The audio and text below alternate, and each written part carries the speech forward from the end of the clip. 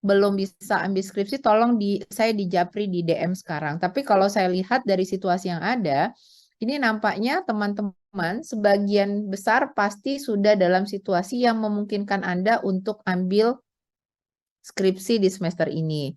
Nah, ada beberapa catatan yang perlu saya sampaikan ke Anda semua. Jadi yang pertama, Anda di 2020 ini, semester besok adalah semester ketujuhnya Anda. Nah, apa yang harus Anda pastikan besok masuk di dalam belanja keranjang, yang harus masuk di keranjang belanjanya KRS Anda, itu yang pertama adalah Anda wajib mengambil 3 mata kuliah pilihan. Jadi, Anda tidak bisa lulus kecuali sudah melengkapi pengambilan 3 mata kuliah pilihan. Karena kalau ini tidak dilakukan, maka jumlah SKS minimal untuk tutup teori dan wisuda itu nggak akan tercapai. Jadi silakan ambil 3 mata kuliah pilihan. Yang mata kuliah pilihan itu peminatannya akan diambil seperti apa, itu terserah dengan minatnya teman-teman. Yang kedua, saya tahu sebagian dari Anda hari ini tuh sudah mengikuti KKN dan penerjunan KKN. Tolong dipastikan Anda ngeklik KKN gitu ya. KKN karena ini wajib. Kalau KKN ini nggak diklik, nanti akhir semester nilai KKN nggak bisa keposting, Anda masih dianggap seperti belum KKN di semester ganjil. Yang berikutnya, yang juga sudah wajib itu adalah magang. Ya, jadi magang ini wajib bagi mahasiswa angkatan 2020. Nah, nanti saya akan ceritakan tantangannya apa sih.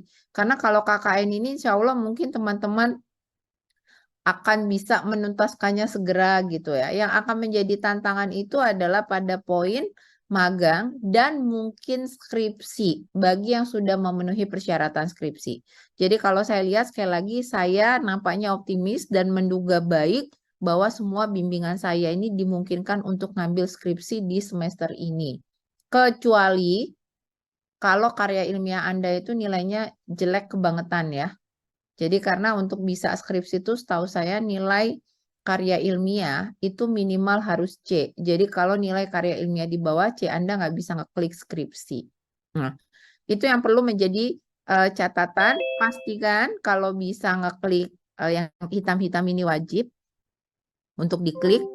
Kemudian skripsi bagi yang sudah memenuhi syarat. Nah, saya mau sedikit cerita apa tantangannya ketika mahasiswa harus menghadapi perkuliahan di semester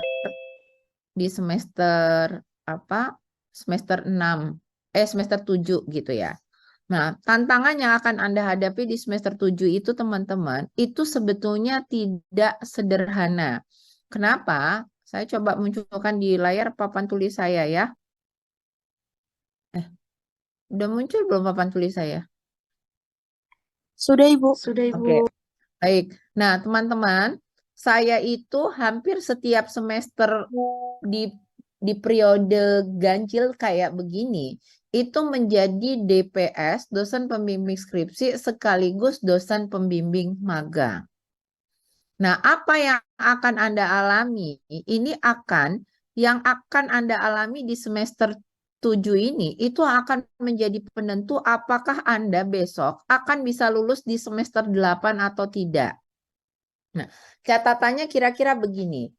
Kalau Anda punya target untuk wisuda di semester 8 gitu, maka semester 8 ini besok di awalnya, jadi di awal semester 8, Anda wajib tidak ambil mata kuliah apapun. Karena satu-satunya yang akan Anda ambil itu adalah cuma skripsi.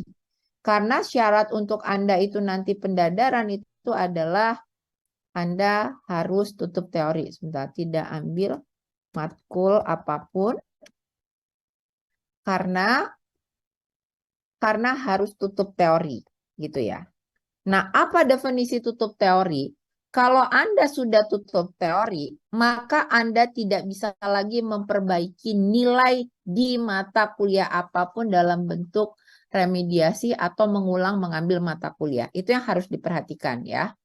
Nah, ketika Anda punya target semester 8 ini nanti wisuda misalnya di bulan Juli atau mungkin Anda ingin lulus di bulan Juni gitu. Ini alhamdulillah kalau Anda bisa menyelesaikan di semester ini, maka Anda tidak perlu hidup dengan semester ke-9. Nah, kalau hidup dengan semester ke-9, itu artinya Anda harus bayar SPP lagi. Nah, kalau bisa, luluslah gitu ya. Luluslah sebelum semester 8 berakhir. Biar Bapak Ibu Anda nggak perlu bayarin Anda duit SPP semester 9. Kan eman-eman. Kalau semester 9 harus dialami, sementara cuma ngambil skripsi yang tinggal ke ujung-ujung gitu kan. Terus nanti wisuda, tetap nanti semester 9 SPP-nya harus bayar 3 jutaan itu kan. Jadi ini artinya untuk bisa Anda lulus di semester 8 ini, Anda perlu betul-betul tahu kalau Anda harus betul-betul mulai semester ini itu fokus mengerjakan skripsi. Jadi tidak ada skripsi itu yang bisa selesai dalam 2 minggu ya. Kalau kemarin kita masih nggak optimal dengan karya ilmiah, maka kita tahu bahwa kita akan bleeding dengan skripsi kita. Jadi katakanlah di semester 7, ini Anda sedang ambil skripsi. Tapi Anda jangan lupa, sambil ngambil skripsi, Anda itu akan ambil magang. Nah, pengalaman saya, karena saya dosen pembimbing 2 mata kuliah ini, itu biasanya mahasiswa saya, kalau dia lagi ngambil magang plus ngambil skripsi, itu hampir skripsinya tuh kayak nggak tersentuh loh teman-teman. Kenapa nggak tersentuh? Karena ternyata beberapa mahasiswa ini udah merasakan yang namanya capek luar biasa. Jadi capeknya itu karena sebab apa? Oh ternyata sebab capeknya mahasiswa itu satu, dia aja masih harus 3 matkul diambil, ya kan? Artinya masih harus kuliah. Terus magang, ini kadang-kadang mengharuskan mahasiswa itu masuk kantor tiap hari. Nah, ini Anda bayangin tuh ya, nanti Anda masuk kantor tiap hari. Beberapa perusahaan itu sangat aktif sekali dalam tanda petik mendaya gunakan mahasiswa untuk membantu proyek-proyeknya. Sehingga ketika masuk kantor tiap hari, beberapa mahasiswa saya tuh seringnya kemudian lembur di kantor. Pusing dan capek mengerjakan tugas dari tempat magang. Nah, situasi-situasi ini menjadikan mahasiswa itu kayak sudah nggak ada energi lagi untuk fokus ngerjain skripsi. Jadi beberapa mahasiswa saya itu ada yang dengan sadar WhatsApp saya bilang ini Bu Ike, saya belum bisa fokus ngerjain skripsi nih. Padahal skripsi itu udah mulai bisa bimbingan lagi tuh September. Jadi Anda kan nanti ngeklik, kemudian September tuh Anda akan tahu DPS-nya Anda siapa. Tapi karena September itu seringnya Anda mulai magang, dan sebagian mahasiswa itu seringnya magang itu baru selesai November atau Desember. Akhirnya apa? Dari September, Anda bayangin ini ya, dari September, seringkali sampai November, itu mahasiswa itu nggak menyentuh skripsinya. Karena apa? Karena pusing sama magang. Ini saya cerita fakta real yang saya jumpai di lapangan. Udah capek mereka karena harus masuk kantor, lembur, ngerjain tugas-tugas dan seterusnya. Kemudian yang terjadi, mahasiswa itu ada yang nego ke DPS-nya kira-kira gini, Bu Ike, saya akan nguber, magang saya itu selesai programnya, ujiannya itu di bulan November. Sehingga kapan mahasiswa akan start mulai lagi ngerjain skripsi? Yang terjadi itu biasanya mulai bulan Desember.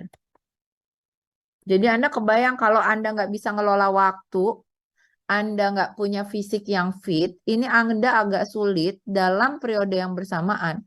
Tugas 3 mata kuliah pilihan, biasanya mata kuliah pilihan itu kan dosennya suka ngasih tugas banyak ya. Kemudian magang dan juga mengalami skripsi. Jadi ini mahasiswa nanti mungkin Desember 2023 itu kadang baru fokus soal magangnya. skripsinya. Nah, Anda kebayang kalau kemarin Anda misalnya proposal skripsi Anda dari karya ilmiah itu belum sepenuhnya baik, mungkin terlalu banyak proses yang harus Anda selesaikan toh dari Desember, Januari, Februari, Maret dan bla bla bla dan bla bla bla. Nah, ini yang perlu jadi perhatian teman-teman sehingga saya sangat menyarankan semester 7 itu fokus. Semester 7 itu secapek apapun magang diusahakan untuk tetap menyentuh skripsi. Karena kalau skripsi baru Anda sentuh itu semester depannya, karena misalnya drama banget nih magang Anda malah baru selesai di Desember gitu ya. Padahal itu kita prodi, karena saya dengar nih, kalau semester kemarin genap saya nggak bimbing magang ya, tapi saya dengar laporan dari dosen pembimbing magang, mahasiswa ini lama banget nyelesain laporan magang, lama banget nggak kelar-kelar magangnya sehingga satu semester tuh full hidupnya habis cuma buat magang. Tolong perhatikan, magang itu cuma dalam tanda petik 2 SKS. Kita memang akan dapat banyak pengalaman berharga. Tapi jangan sampai magang itu menjadikan kita lebih memprioritaskan magang daripada mata kuliah lain yang sedang kita ambil. 3 matkul pilihan, nggak boleh ada yang membuat kita dapat F. Karena kalau itu yang terjadi, maka jumlah SKS Anda akan kurang dari standar, Anda nggak bisa tutup teori di semester 8. Gitu ya. Jadi nilai mata kuliah pilihan harus bagus, skripsi tetap harus disentuh, supaya semester 8 hidup Anda sudah betul-betul hanya mikirin skripsi yang mau Anda selesaikan, dan Anda nggak perlu hidup dengan semester 9. Jadi Anda bisa menghemat pengeluaran orang tua karena orang tua nggak perlu bayar SPP di semester 9. Saya punya nih beberapa mahasiswa bimbingan skripsi. Ketika kemarin saya nguber-nguber, mahasiswanya ngilang. Ketika mahasiswa lagi semangat, mungkin dosennya tuh pas nggak klop, lagi sibuk. Akhirnya apa? Saya punya mahasiswa bimbingan yang harus memperpanjang di semester 9. Padahal Anda tahu, insya Allah September itu dia ujian pendadaran. Bayangin, jadi mahasiswa ini ngeluarin duit 3 juta buat bayar SPP hanya untuk nunggu ujian pendadaran, habis itu wisuda. Kan eman-eman ya. Jadi saya nggak berharap itu terjadi. Nah, kalau mahasiswa saya ini tuh terus gara-garanya dia jadi sibuk kerja. Ya, beberapa mahasiswa itu kemudian keterusan kerja di tempat magangnya ya karena merasa dapat duit saku lebih. Jadi ada yang magang mungkin di tempat lain-lain, kerja nyambi part-time gitu. Jadinya nggak bisa fokus mengerjakan skripsi. Nah, tolong Anda pahami, ketika nanti Anda mengerjakan skripsi, kan Anda belum tentu akan dibimbing oleh DPS yang itu adalah dosen Anda waktu karya ilmiah kemarin. Anda bisa saja ekspektasi, oh saya kemarin nggak mau ngambil karya ilmiah sama ibu ini, maunya ibu X, karena berharap besok ibu X itu jadi pembimbing skripsinya saya. Anda mungkin boleh menuliskan di isian itu berharapnya dibimbing oleh ibu X atau bapak Y atau ibu Z gitu ya. Tapi Anda nggak akan pernah punya jaminan bahwa betul-betul nama mereka yang akan jadi DPS. Kenapa? Karena DPS itu setiap semester tuh punya kuota maksimal. Jadi kalau kita berharap misal nih, oh saya mau banget nih dibimbing Ibu X ini karena ibunya tuh ramah, kemarin kelas mata kuliah karya ilmiah juga kok saya kayaknya enjoy gitu ya. Nah kalau ternyata bimbingan beliau di semester lalu-lalu banyak yang belum lulus gitu ya. Kalau ternyata di semester kemarin-kemarin bimbingan beliau itu misalnya jumlahnya masih sangat banyak, maka kuota beliau sebagai pembimbing skripsi di semester ini biasanya jauh lebih terbatas. Ada dosen itu yang mahasiswanya banyak lulus di semester lalu, sehingga dia punya peluang besar membimbing mahasiswa angkatan kalian ini, 2020 itu banyak. Tapi ada dosen itu yang mahasiswa angkatan 2019-nya yang dia bimbing aja tuh banyak banget belum lulus, sehingga akhirnya kuota untuk mahasiswa 2020 itu bagi dirinya itu relatif lebih terbatas. Nah, oleh karena itu, silakan nanti teman-teman bisa mengelola sendiri begitu ya, dirinya dengan lebih baik, aktivitas pribadinya, magangnya, skripsinya, kemudian mungkin kalau ada yang part-time dan segala macam, pastikan Anda betul-betul menjalani semester 7 dengan baik, sehingga di semester 8 maksimal gitu ya, di bulan Juli, Agustus itu, Anda sudah pendadaran, supaya Anda nggak perlu bayar SPP. Sependek yang saya tahu, kalau mahasiswa itu mau tidak bayar SPP, kayaknya itu harus sudah pendadaran itu di awal Agustus atau gimana. Mungkin dia harus bayar dulu, tapi nanti duitnya di-reimburse. Tapi kalau udah lewat pertengahan Agustus, dia memang harus kena semester 9 ya, dan harus bayar SPP di semester 9. Kalau saya sih eman-eman duitnya ya, dan eman-eman waktunya, sehingga teman-teman perlu prioritas ngatur hal semacam itu. Nah, dalam banyak situasi, saya juga perlu sampaikan, kita itu bisa jadi hari ini adalah mahasiswa pinter, mahasiswa cerdas, mahasiswa rajin. Yang IP kita mungkin 3,7, 3,8, dan seterusnya. Tapi pengalaman saya sebagai pembimbing skripsi, itu ternyata ada cukup banyak anak-anak yang IPK-nya bagus-bagus ini, ternyata hidupnya itu kemudian menjadi kacau, menjadi tidak tertib, manakala dia mulai mengambil skripsi. Kenapa? Karena beberapa orang ini ternyata punya nilai baik karena ada faktor eksternal yang besar. Misalnya, rajin kuliah karena masih ada pertemuan tatap muka dengan dosennya. Kalau nggak kuliah 14 pertemuan nanti dapat F. Proses itu semua dikendalikan oleh sistem atau faktor-faktor yang sifatnya eksternal. Tapi begitu Anda jadi mahasiswa yang harus mengerjakan skripsi, ketahuilah bahwa yang bertanggung jawab untuk mengatur pengen bimbingan apa enggak, pengen rajin konsultasi apa enggak dengan pembimbing yang itu adalah mahasiswa itu sendiri. Jadi kalau Anda anak pinter misalnya, tapi suka prokrastinasi, Anda harus segera pasang sistem alarm di dalam diri Anda. Jangan sampai itu dilakukan karena tidak semua dosen pembimbing skripsi itu akan serajin itu nagih-nagih Anda untuk bimbingan. Tidak semua dosen pembimbing skripsi itu hidupnya itu bisa semudah itu untuk Anda atur kira-kira gini. Ah, aku belum selesai nih di minggu ini. Kayaknya minggu depan aja deh mau bimbingan. Nah, ketika minggu ini dosennya menawarkan siapa yang mau bimbingan, lalu Anda males, sehingga Anda nggak siap dengan bahan konsultasi dan Anda tunda minggu depan, yang terjadi mungkin minggu depan gantian dosennya yang nggak bisa. Nah, kalau itu terjadi, maka kan harus tertunda nih bimbingan di minggu depannya lagi dan seterusnya. Artinya, ada cukup banyak faktor eksternal yang mungkin sulit untuk Anda kendalikan. Oleh karena itu, berfokuslah untuk memastikan bahwa faktor-faktor internal yang terkait dengan diri Anda sendiri itu harus Anda kontrol secara penuh. Jangan menunda-nunda, jangan males, inisiatif harus bagus, nggak perlu nunggu ditagi-tagi dosennya hanya untuk bimbingan. Supaya situasi studi Anda itu nanti bisa lebih tertib gitu. Itu harapan saya.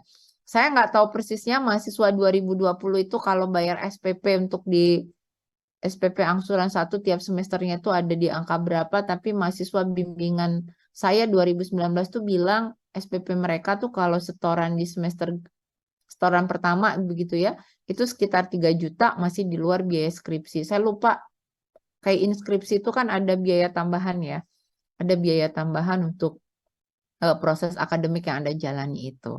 Nah, itu yang perlu jadi atensi penting teman-teman semua. Jadi mohon nanti di tempat magang bisa satset gitu ya, supaya magangnya bisa segera selesai dan nanti teman-teman bisa fokus mengerjakan skripsinya. Saya stop sampai di sini dulu. Kalau ada yang mau dikonsultasikan atau ditanyakan, saya persilahkan. Ibu izin bertanya. Boleh, Mbak Narfa? Saya lihat di jadwal beberapa matkul pilihan itu dia nggak daring, Bu. Itu kalau misalkan kita nanti magangnya di luar Jogja itu gimana ya?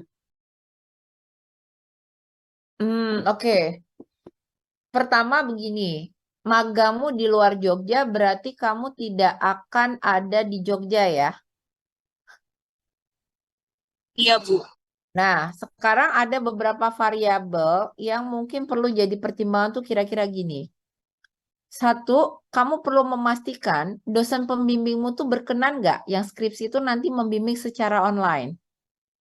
Karena udah mulai ada beberapa dosen itu yang menawarkan bimbingannya itu harus offline, Mbak, skripsinya. Karena ujian mahasiswa mulai bulan Februari 2022 ini, mahasiswa ujian skripsi itu udah nggak boleh online, jadi wajib offline hadir di kampus. Itu yang pertama. Jadi Anda perlu mengconsider itu dulu sebelum memutuskan nanti mau magang di lokasi yang ada di mana gitu Mbak Nafa. Karena gini, saya tahu magang ini tuh valuable buat mahasiswa karena mungkin Anda punya excitement asik nih bisa magang, dapat pengalaman ini itu. Tapi tolong juga dipahami, Anda itu magang dalam kondisi Anda harus tetap ngambil 3 mata kuliah pilihan dan harus ngambil skripsi. Nah, 3 mata kuliah pilihan, kalau berkaca pada pengalaman Anda di semester genap kemarin, itu ujiannya ternyata tetap harus ke kampus ya Mbak Nafa ya. Ya kan? Walaupun kuliahnya online, Anda UTS sama UASnya itu luring di dalam kelas kan Mbak Nafa? Iya, Ibu. Nah, itu juga menurut saya penting untuk Anda pertimbangkan. Jadi maksud saya begini, mahasiswa itu kira-kira dari sisi kos, Anda kan perlu berhitung ya. Oh nanti kalau oke lah misalnya pembimbing, sebentar ya, saya buka pintu bentar. Bentar, bentar.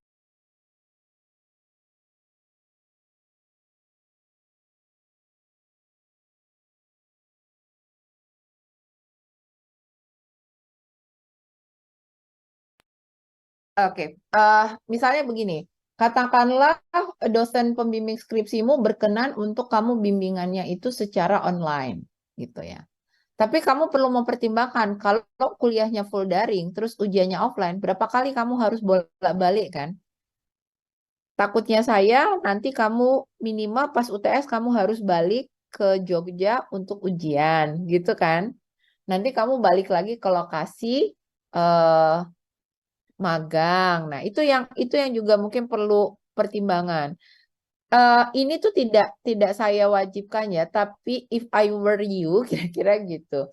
Mungkin saya akan memutuskan untuk memilih lokasi magang yang ada di sekitar Jogja aja sih Mbak Nafa. Kalau saya ya, karena bayangan saya, kalau saya jadi kalian, saya itu membayangkan semakin cepat saya lulus, semakin cepat saya itu akan bersentuhan dengan dunia kerja.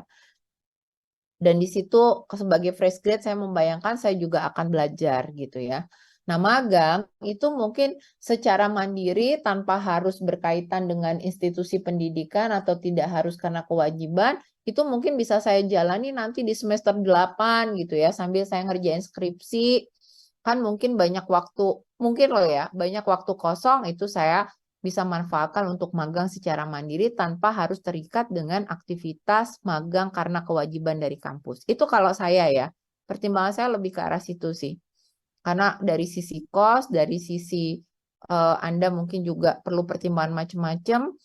Kalau di rumah itu seberapa mampu dan seberapa mudah kita untuk akses mungkin beberapa referensi tertentu untuk mendukung skripsinya kita, atau mungkin menjalankan tugas-tugas tertentu sebagai bagian dari 3 mata kuliah pilihan. Karena kalau udah ngambil mata kuliah pilihan, bentuk penugasan yang akan diberikan dosen itu sangat variatif ya. Itu kalau saya. Kira-kira gitu Mbak Nafa, buat jadi bahan pertimbangan Mbak Nafa. Baik, Bu. Terus mau nanya lagi, Bu, kalau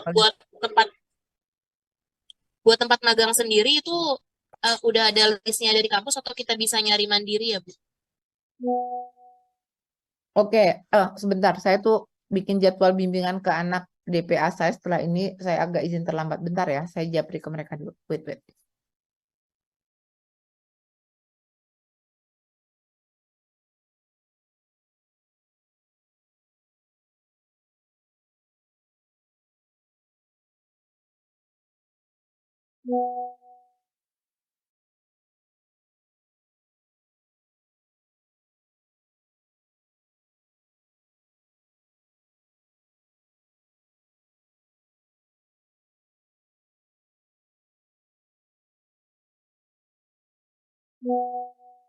Oke, pertanyaan Mbak Nafa, apakah lokasi magang mahasiswa bisa milih sendiri ataukah sebetulnya di kampus sudah ada list? Nah, biasanya kampus itu akan share list beberapa lokasi magang yang pernah kakak-kakak angkatan kalian itu lakukan di semester-semester sebelumnya atau di tahun-tahun sebelumnya. Buat bahan referensi, siapa tahu lokasi magang tersebut masih akan menerima mahasiswa magang. Tapi mahasiswa boleh secara mandiri mencari lokasi magangnya sendiri gitu. Dengan beberapa syarat dan ketentuan tertentu. Sampai sejauh ini Prodi belum share info ke 2020 kan tentang syarat-syarat lokasi magang. Belum, Ibu. Hmm. Beberapa Anda kan sempat tanya ya ke saya mungkin di WhatsApp grup atau ada yang japri Bu Ike, apakah pola magang di 2023 ini nanti akan sama dengan tahun sebelumnya? Kemarin persis saya rapat dengan kami dosen-dosen di Prodi itu kan rapat sama Bu Hazira ya.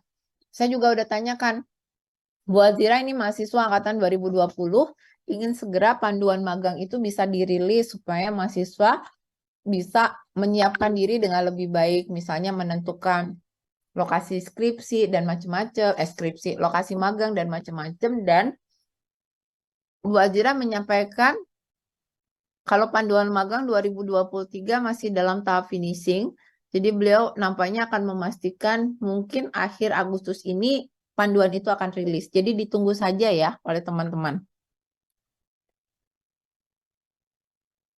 Kira-kira gitu, Nafa? Baik, Ibu, terima kasih. Nah, sama yang lain?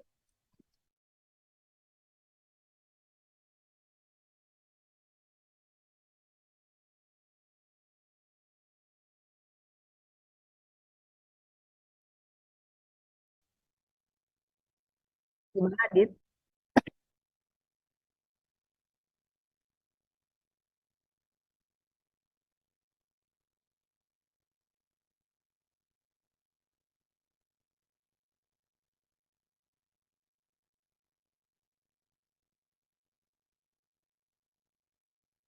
Eh, kalau saya sih, oh, dosen gimana-gimana, saya malah kamu baca kalimat itu di mana ya, Adit? Kalimat yang dibatasi itu.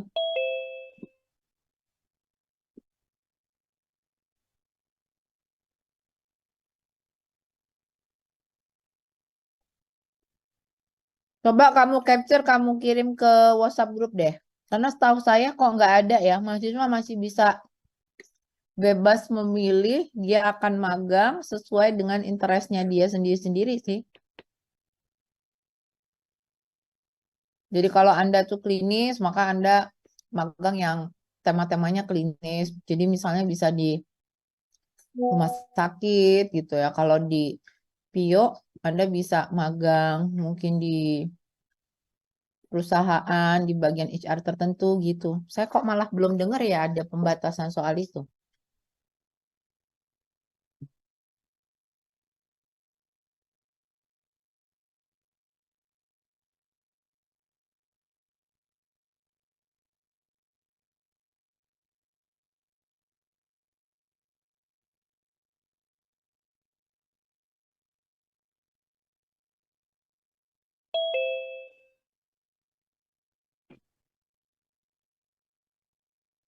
Oh, kalau gitu nggak apa-apa. Jadi setahu saya tidak, kalaupun misalnya ini nanti kan yang akan membagi dan ngeplot pembagian pembimbing itu kampus ya Mas Adit. Jadi misalnya Mas Adit itu magangnya tetap di Pio, kemudian nanti aktivitasnya itu yang dekat-dekat sama Pio, misalnya membantu rekrutmen, menyusun, ikut terlibat dalam sebuah proses training, itu kan Pio sekali. Tapi dosenmu itu sangat mungkin kalau kuota Pio-nya udah penuh, dibimbing oleh dosen non-Pio, itu nggak apa-apa.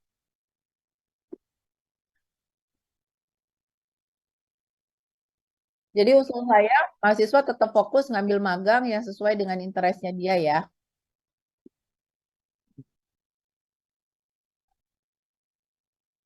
Boleh.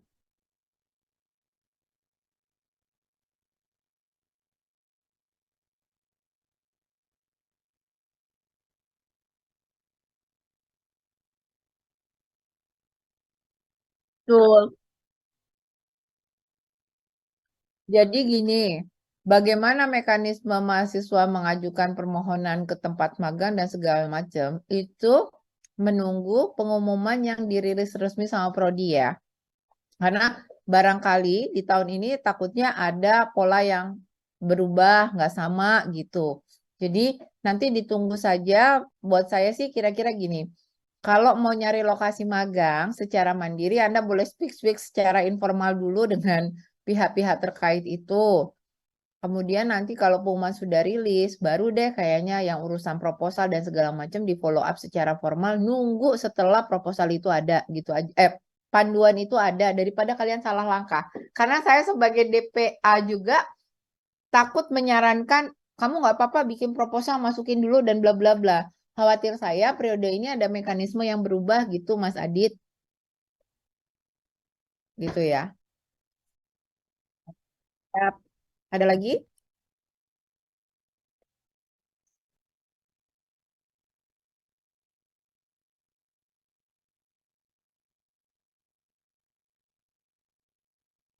Cukup?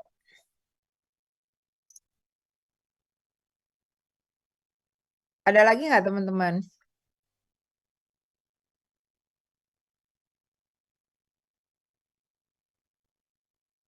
Cukup ya?